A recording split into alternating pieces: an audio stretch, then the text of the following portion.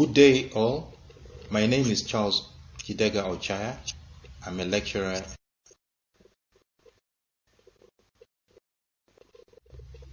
Now, let's start off by understanding what creative thinking is. Creative thinking is actually coming up with new things or ideas. And it's very useful when you're dealing with real practical problems at the workplace. For example, conflict amongst employees. When you're a project manager, you need to find new ways of solving problems as they come.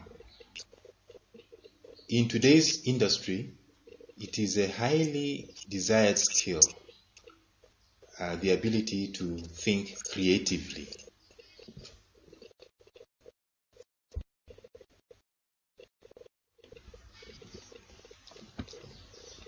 Now, creative thinking means looking at something in a new way. Sometimes they'll say thinking outside the box. I think you know that exercise, that drill, where you have to put in some crosses in a box without lifting your hands from the box. So the only way you can solve that is by drawing outside the box, and then you'll be able to complete the box without removing your hands or without removing your pen from the paper. So in that way, you are solving the problem of thinking within the box only. Now, sometimes creative thinking is referred to as lateral thinking. This is different from linear thinking, right? Linear thinking tends to be more logical and in a straight line, whereas lateral thinking, you are thinking horizontally on a horizontal plane rather than a forward thinking and on a straight line. Now, creative thinking helps you to perceive patterns which are not so obvious. You'll be able to notice things that otherwise you would not have noticed and come up with very good solutions which are novel, which are new, unthought of.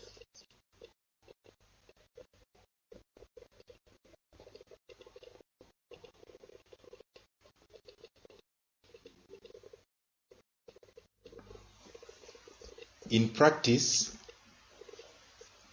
you have artists who are considered to be very creative. In the marketing arena, you have people who design logos, designers. They have to imagine, they have to have a concept in their minds and come up with an original drawing which has not yet been developed anywhere by anyone. So it requires great imagination. Artists also, artistic creativity also finds its avenue in writing up adverts. Say you are writing an advert that is to be aired on BTV or radio. You need to be very creative because also the time limit will be very, very short and very, very costly at the same time. Another arena where creativity is desired or highly desirable is in the area of packaging. You know that companies always want to package a product or wrap it up in a very nice package which will be attractive to the customer. And this nice packaging sets the company apart from the competitors. So if you can wrap design a nice wrapper, whatever it is, be it sweets, be it gift packages, but you'll have a better chance of winning if the packaging is very, very good. So artistic creativity counts there.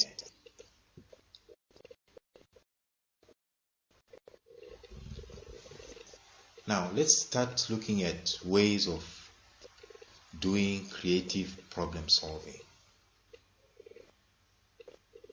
There are some areas where creative problem solving is very useful. For example, during budget crisis, when there's a budget crisis within a company, or even at national level, your expenditures are more than your revenue, right? Then you need to find ways of cutting costs, minimizing costs, eliminating some unnecessary or unusual expenses, and that requires imagination. Another area where creative problem solving helps is when you have to try and improve the productivity of staff. This entails maybe motivating them, coming with incentives, and reviewing the whole structure of rewarding the employees so that you get the best from them. As you know, as you've already studied, salary alone may not be enough to get the best from employees. You may need to also look at other incentives and working conditions, for example. You could also think of restructuring filing systems, the way you catalog, the way you arrange the system that you're using, computer, do you have an information system in place for the ease of retrieval of files and documents? You know, imagine if you have Bureau and Office which deal with so many applications, then you need to have a filing system in place, and often that would mean even overhauling or removing the old systems to put in new ones. Another area is an attempt to improve customer service. You know, customers are the backbone of the organization. Without customers, the organization will not thrive. So anything that will help you improve customer service is a plus. It will benefit the organization in terms of retaining the customer over their lifetime. So this module, CRI, is really about creative problem solving as opposed to just critical thinking. You want to find ways of being creative, right? Now we'll have to go over that and understand what is meant by being creative.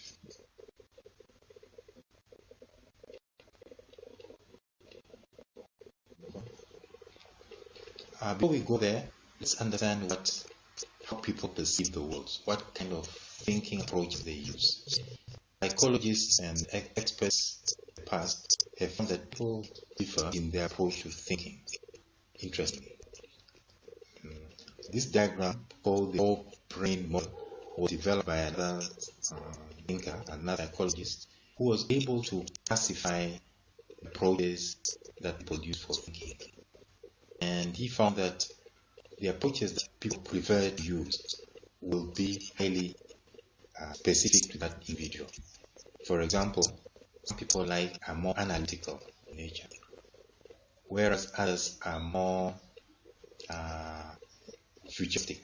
They look to the future, they want to understand, they want to imagine what will happen in the future. Others are more in touch with their feelings. They believe in the feeling. If the feeling is not right, they will not go with that idea. Others tend to live more in form. They want to see substantive things. They live in administrative things, organizational approaches, forms and formats. Are they there or not? Okay.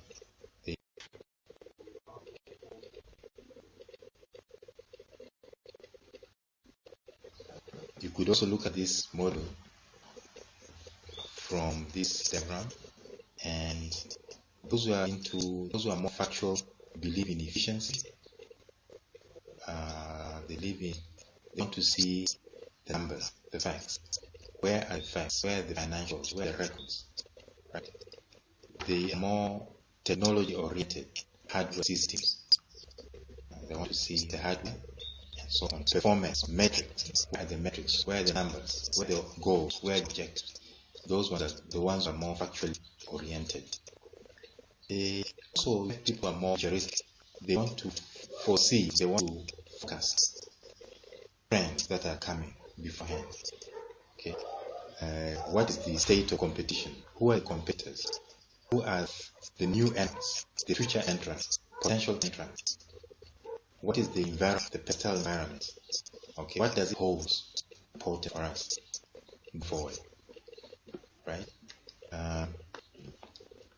They tend to be strategic in nature. Those of futuristic also tend to be strategic, whereby they want to have long-term plans, development plans, 20-year goals, 30-year goals, not only short-term orientation but long-term orientation. And then those who believe in feelings, or those who are more feel or gut-oriented, want to believe in teamwork. They believe in developing relations, customer relations, communicating things, and trying to gauge reactions from the customers or stakeholders, right? And then finally, this whole brain model, those who believe in form, like I said already, are looking for formats. They're looking for policy, prescriptions. Where are the prescriptions? Where are the forms that have to be filled? And then who authorizes?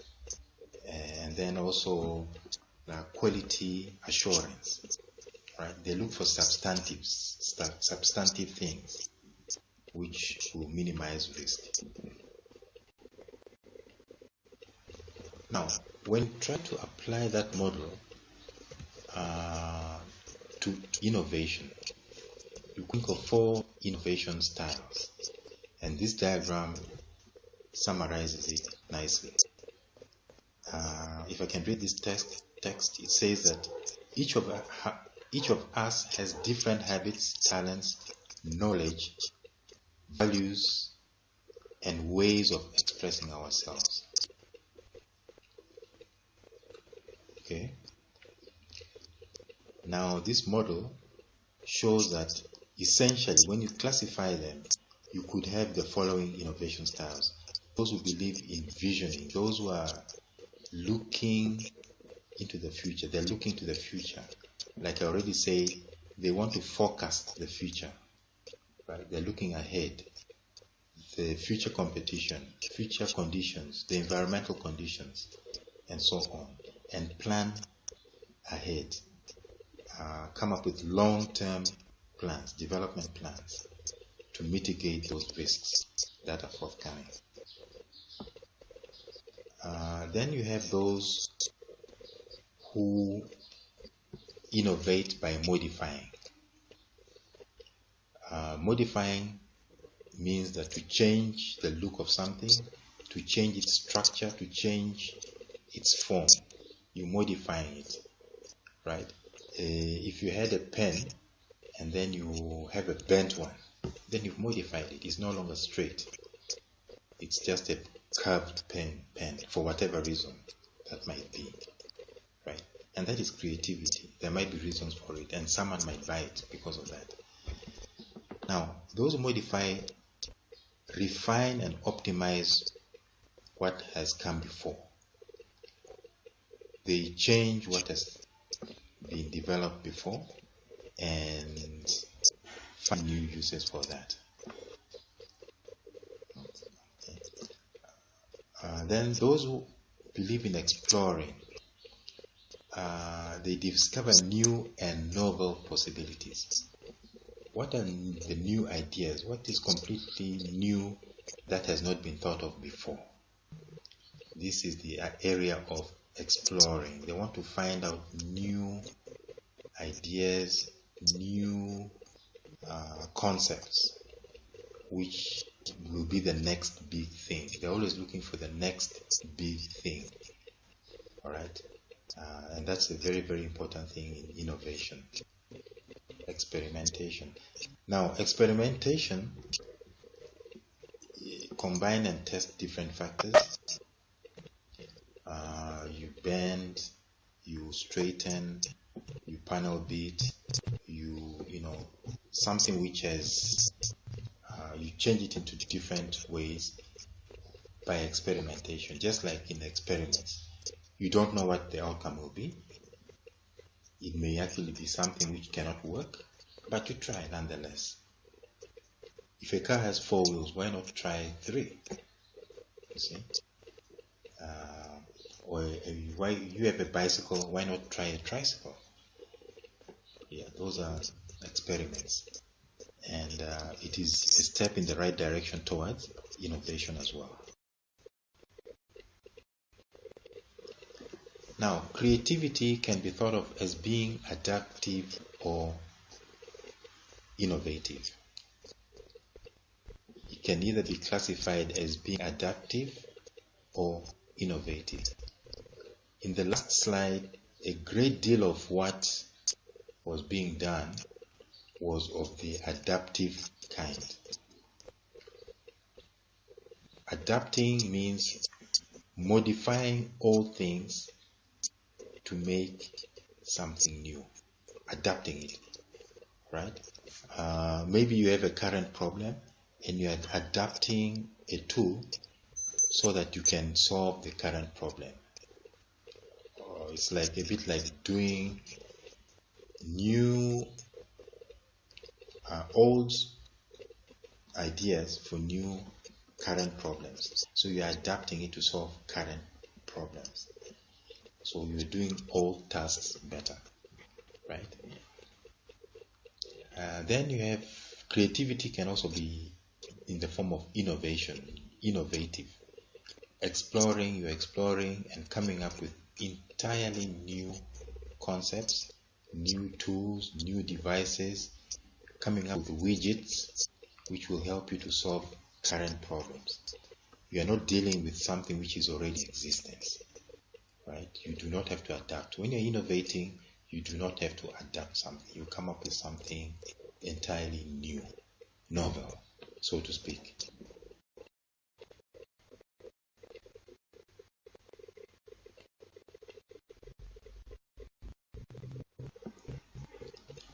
Now, interesting that we have to discuss the novel coronavirus. A bit of research online and shows that this virus, coronavirus, has been there before, but now the 2019 version is a novel one, meaning that it is found a way of actually replicating itself, making more duplicates of itself, and in a very new way which no one has ever thought of before. It is not your standard virus that you know, which is, this one is much faster. Its mode of its mode of transference is also different, and it's baffling. No solutions have yet been found to it. Hence, it is called novel coronavirus. So as you can see, creativity is not only limited to human beings, even animals and other creatures can also be innovative. They can find new ways of solving current problems of replication. Okay. So when it comes to coronavirus, we think, are we going to use an old vaccine that has been changed or modified, or are we going to have to come up with an innovative solution or an innovative vaccine to this virus? Do we then have to come up with a novel vaccine to solve the novel coronavirus? This is the question that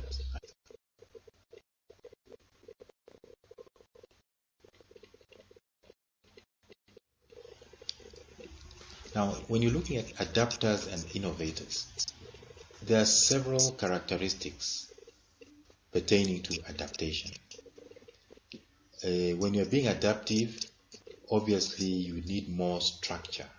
It's a very structured approach. Creativity through adaptation is a bit structured. Structured meaning that the steps have been outlined.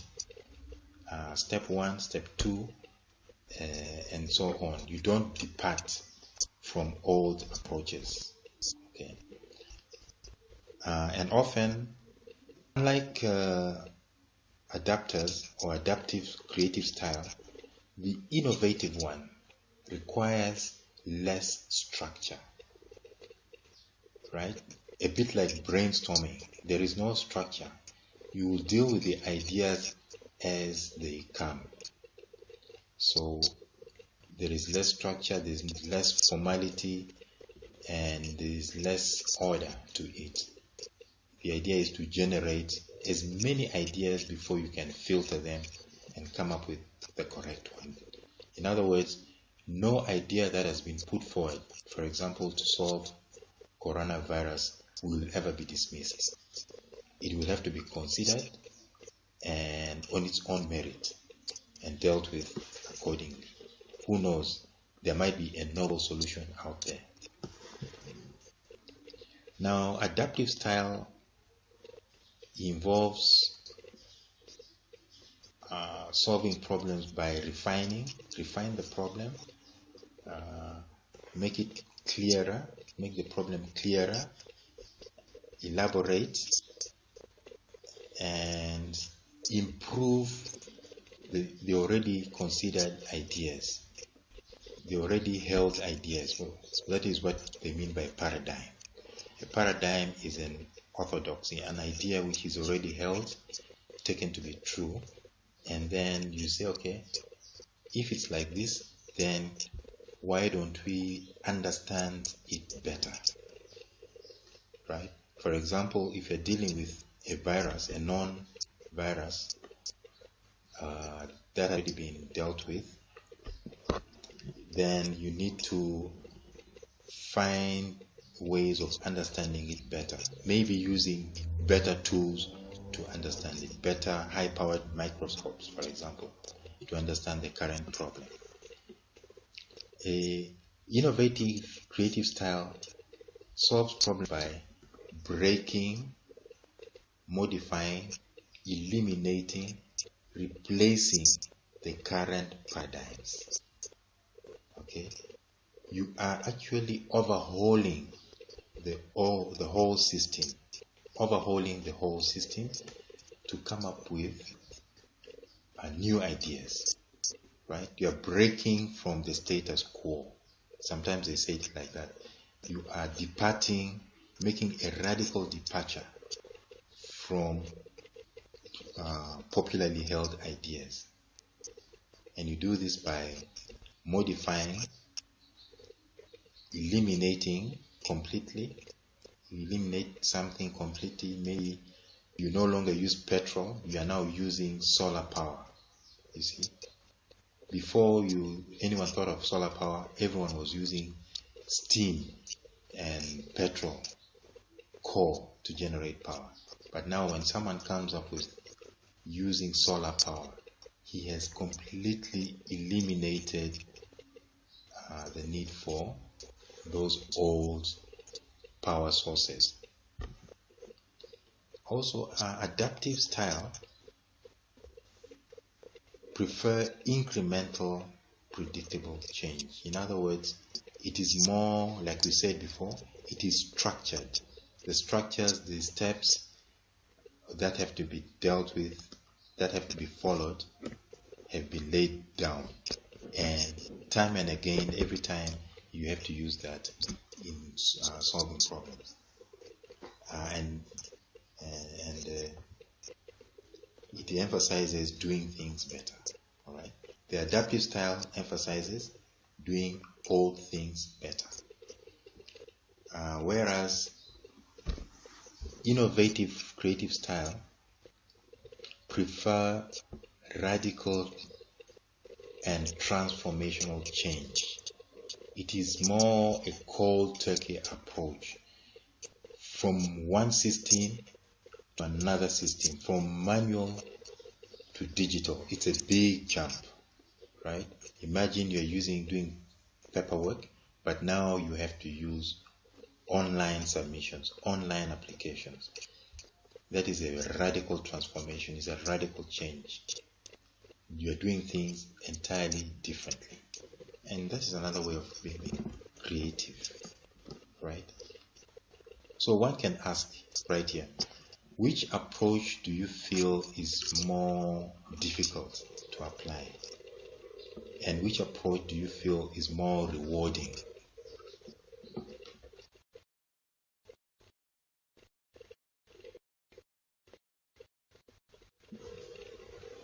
Now, let us look at some creativity drills.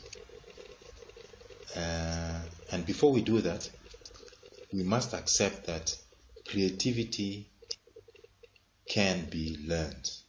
It is not an innate skill. It's not like some people are born with creativity, or some people are naturally creativity and others will not ever be creative. It's not like that.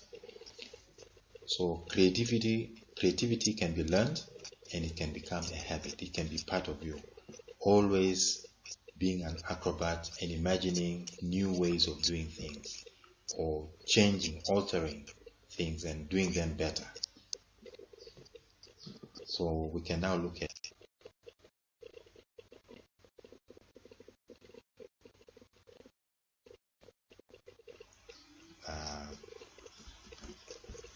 creativity. Now, if the approach is an adaptive approach, you will see that it will be structured, it will be logical, it will be linear, not lateral.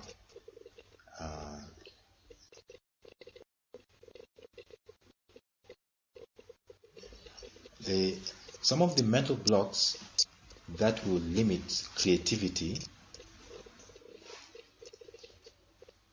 have to be dealt with in order for you to become creative. If you're an entrepreneur, you need to remove those negative thoughts and really believe in yourself that you can actually be creative, come up with some new concept, and drive the idea through to success. You will realize that those who were creative in the past also were able to challenge the prevailing orthodoxy. In other words, they are able to challenge what was believed to be true at that time. You know that for a while everyone believed that the sun moves around the earth, right? And not the earth moving around the sun. And yet it is actually the earth that moves around the sun. And you'll know that long time ago, those people who were able to challenge the orthodoxies were actually some were put to death, unfortunately. Another example of challenging the status quo is the case of malaria. For a long time, it was believed that malaria was caused by bad air that would come through the windows because of open windows. When in fact, we know that when you open your windows, in flies mosquitoes that carry the malarial parasite. Okay, so it was actually somebody who challenged the orthodoxy and said, no, you are wrong. It is not the open windows. It is something that comes with the open windows, and you are missing something.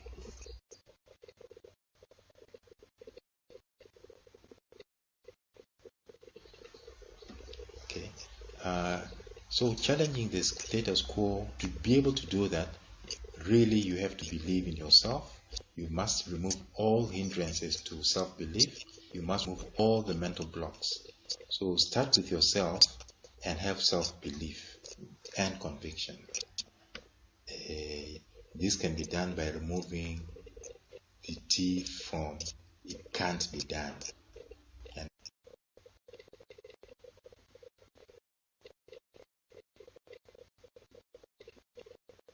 you can actually say it can be done. Now, when you're looking at things from various perspectives, you're trying to be creative. You need to be flexible. You don't need to be caught up with a very rigid mindset, and you have to have imagination as well. Take, for example, a simple case of this diagram, the diagram by Kuhn. You will see that if you look at it from one dimension only, it is this can be considered to be a duck facing the left. But if you think more carefully, you realize that these are actually the ears of a rabbit, a hare, which is facing the right. So, looking at problems from different perspectives, we'll be able to generate new ideas and challenge old thinking, and you come up with better things or new ways of doing old things.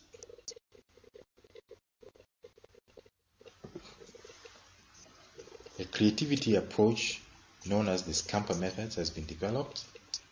It entails substituting, combining, amplifying, modifying, putting to other use, eliminating, and reversing concepts, ideas, or implements. Now, if you're substituting, we can still go back to that example I gave, where I'm saying that instead of using leaded petrol, why not use unleaded petrol? Or instead of using petroleum or petroleum products, diesel, why not use solar power? So we are substituting solar power or solar energy for petroleum in driving cars. You now have electric cars, right? Or you have solar cells in the desert generating electricity. Instead of relying on hydroelectric power, the country can also now think of using electric solar cells in the desert on a large scale, just like being done in Egypt. You can also combine two things to come up with something new. Combinations in pairs, right? That is how you end up having planes, because now you're using what was used to generate electricity to drive motors, now being used to drive cars, right? To generate combustion engines were being used only to produce electricity for heating, driving, dams and so on. But now it is being used to drive cars. So you can also amplify, make something bigger, okay, and more useful. Modify, you change the shape, the color, so that it looks better, and find new use. Put to other uses. All things that were thrown away, maybe tires, cannot be used to make chairs, right? New uses for old things which have been thrown away, right? Or you eliminate waste, for example. How do you do that? You eliminate what was causing the problem in the first place. And finally, reversing. I can give you a simple example. Maybe you're a designer working for the advertiser. You design a logo. By simply clicking somewhere, you can reverse, and then the picture now fades into the background. Instead of black background and white text, now you have only black text coming up to the front. Okay, so that is reversing, and it looks very, very different from the original piece. Now finally we'll be looking at this drill, which is the thinking hats drill, to problem solving. Imagine that you, as a discussant, someone who's discussing a problem in a group, in a team, you have 6 different hats which you can all wear, right? You can wear a hat which makes you intuitive, meaning that you have a sense, a sixth sense, and you are able to anticipate problems before they show up. You can wear a hat which deals with being informative. You deal only with the facts, information, or wear a hat which will look at the problem from a constructive point of view, right? Alternatively, you can also wear a hat where you reflect, you revise, you review things as they are. Or you can wear a hat where you are creative. All of you in that discussion panel certainly think of the problem from a creative perspective, as we've already done or studied. And then also you can wear a hat where you are cautious. Now all these hats, as you can see, have different colors, and the colors have some meaning, just to help you understand the drill better. Thinking hats drill was developed by someone, I lost his name a few moments ago, but it's a well-known drill in training as well.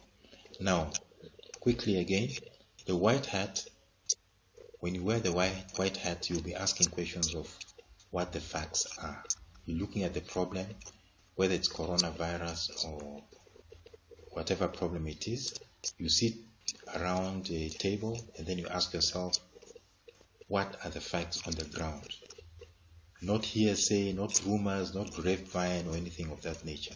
You need to look at the facts as they are and start from there. Okay, so everyone should wear that hat at the beginning of the discussion. Now the yellow hat, unlike the black hat, which is down there, okay, the yellow hat supposes reflects the sun. You know, the sun is bright, it's yellow and it's warm, and it tries to come up with solutions to problems. So when you wear the yellow hat, think of what workable solutions can be generated. All of you at that table should think positive. What solutions do we have to this problem that we are dealing with? The black hat encourages you to approach the problem cautiously. Look at the negative side. What if? Ask yourself, what if this does not work? Okay, you are no longer optimistic, like in the yellow hat, but you are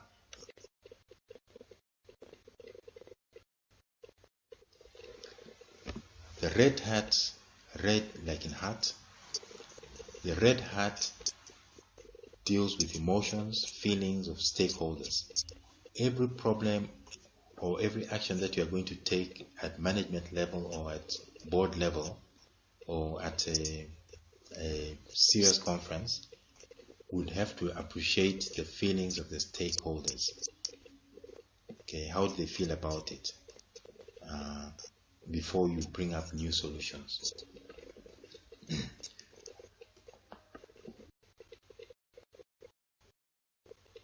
The green hat is now the creative thinking part, right? After you've looked at all the possibilities, you've brainstormed, you need to find creative ways of dealing with the problem. So during critical thinking discussions, this hat fuels the stakeholders' thinking to innovate thinking, creative solutions. So green is for go, G-O is for go.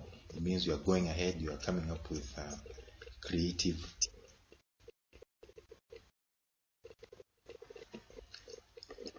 The blue hat is a control plan or a control process where managers we will manage difficulties that arise during discussions. For a moment, everyone will stop and wear a blue hat, and then they will discuss modalities on how to go about running that brainstorming session. This is like housekeeping and dealing with issues on how to protocols, procedures, and so on and so forth before you can resume wearing other hats.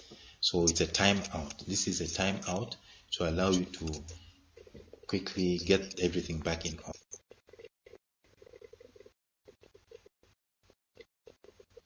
Moderator. Now finally, there is this assignment. You are dealing with this current problem of the coronavirus, a novel coronavirus, which is a virus which was there before, but which has taken on a new dimension because it has developed another attribute, and people know less about it than any other of the viruses. So think about it by wearing the critical thinking hats, the 6 of them, the 6 hats, and try to brainstorm and moderate this discussion in order to generate new ideas on how to solve the coronavirus. This will be your assignment for submission within the next few weeks. Thank you so much.